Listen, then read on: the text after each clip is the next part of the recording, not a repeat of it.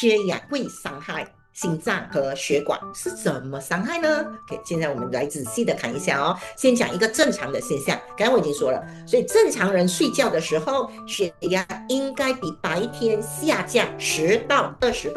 就是你睡觉通常在早上4、5点的时候，那个血压会自然而然的下降10%到20%，就是你没有任何的睡眠障碍的时候，就是说夜间血压下降，这也是血管和我们的心脏每天休息和修复的时间。可是呢，有 OSA 的患者呢，阻塞性睡眠呼吸中止症的患者呢，他每一次的气道阻塞，血氧就下降，身体就会启动求生模式。所以这个时候呢，因为缺氧，交感神经就会过度活化。交感神经活化的时候，血管收缩，对吗？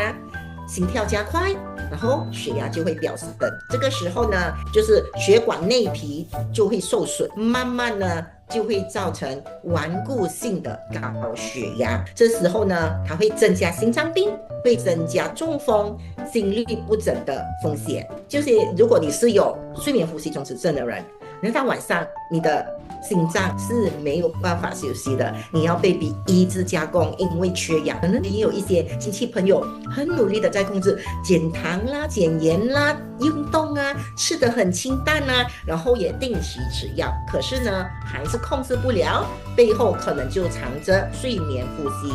中止症。所以呢，我们说 OSA 影响的不单单是睡眠哦，它会慢慢的伤害我们的心血管，我们的身体就一直处在很紧张要求生的状态，久而久之就会增加很多心血管的疾病的风险，就是我们讲的高血压，晚上的那个血压会反复的一直升高，心脏衰竭，因为我们的心脏晚上要一直加工，长期超负荷的工作，因为缺氧嘛，它要一直泵，所以呢，它可能功能就会慢慢变差，它 overloading。然后呢，为什么会心房颤动呢？你的心脏一直在不规律的在泵 ，OK， 所以呢就会发生心律不整的机会就会增高。当我们这些都没有处理好的时候，脑血管阻塞或者脑血管爆裂出血的风险就会提高，然后就脑中风了，是不是很可怕？